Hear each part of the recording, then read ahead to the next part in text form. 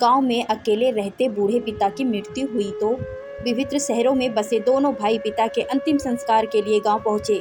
सब कार्य समाप्त हुए, कुछ लोग चले गए थे और कुछ अभी बैठे थे कि बड़े भाई की पत्नी बाहर आई और उसने अपने पिता के कान में कुछ कहा। बड़े भाई ने अपने छोटे भाई के भीतर आने का इशारा किया और खड़े होकर वहां बैठे लोगों से हाथ जोड़कर कहा, अभी 5 मिनट में आते हैं। दोनों की स्त्रियां ससुर जी के कमरे में थी। भीतर आते ही बड़े भाई ने उनसे फुसफुसाकर पूछा, बक्सा छुपा दिया था ना? हाँ, बक्सा हमारे पास है, चलिए जल्दी से देख लेते हैं, नहीं तो कोई आसपास का हक जताने आ जाएगा और कहेगा कि तुम्हारे पीछे हमने तुम्हारे बाबूजी पर इतना खर्च किया, वगैरह वगैरह। क्यों देवर जी? बड़े की पत्नी ने हंसते हुए कहा। हाँ, सही कहा भाभी, कहकर छोटे ने भी सहमति जताई। बड़ी बहू ने जल्दी से दरवाज़ा बंद किया और छोटी ने तेजी से बाबूजी की चारपाई के नीचे से एक बहुत पुराना बक्सा निकाला। दोनों भाई तेजी से तुरंत नीचे झुके और बक्से को खोलने लगे। अरे पहले चाबी तो पकड़ो, ऐसे थोड़ी ना खुलेगा, मैंने आते ही ताला लगाकर चाबी छुपा ली थी। बड़ी बहू ने अपने पल्लू पर एक छोर पर बंधी हुई चाबी निकाली और अपने पति को पकड़ा दी। बक्सा खोलते ही वहां मौजूद चारों बक्से पर झुक गए।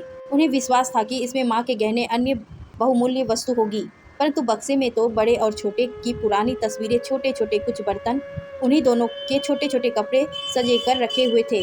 उन्हें विश्वास नहीं हो रहा था कि कोई ये सब भी भला सजोकर रखता है। चारों के चेहरे निराशा से भर गए। तभी छोटे भाई की नज़र बक्से के कोने में कपड़ों के बीच रखी एक कपड़े की थैली पर गई। उसने तुरंत आगे बढ़कर उस थैली को बाहर निकाला। ये देखकर सबकी नजरें में अचानक चमक आ गई। सभी ने लालची नज़रों से उस थैली को टटोला। छोटे भाई ने उस थैली को वहीं जमीन पर पलट दिया। उसमें कुछ रुपये थे और साथ में एक कागज जिस पर कुछ लिखा हुआ था। छोटे भाई ने रुपये गिने तो लगभग 20,000 रुपये थे, बस और कुछ नहीं है।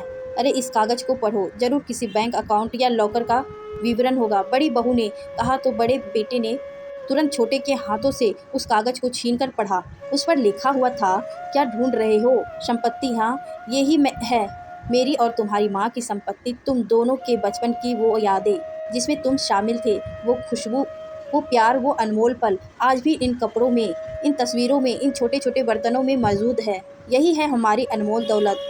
तुम तो हमें यहाँ अकेले छोड़कर चले गए थे अपना भविष्य संवारने के लिए, मगर हम यहाँ तुम्हारी यादें के सहारे जिए। तुम्हारी माँ तुम्हें देखने को तरस गए और शायद मैं भी अब तक तुमसे कोई पैसा नहीं लिया, अपनी पेंशन से ही सारा घर चलाया, पर तुम लोगों को हमेशा इस बक्से में अनमोल दौलत है जानबूझकर सुनाता रहा। मगर बच्चों, ध्यान देना, अपने बच्चों को कभी अपने से दूर मत करना, वरना जैसे तुमने अपने भविष्य का हवाला देकर हमें अपने से दूर किया, वैसे ही दुनिया का सबसे बड़ा दुख जानते हो क्या होता है?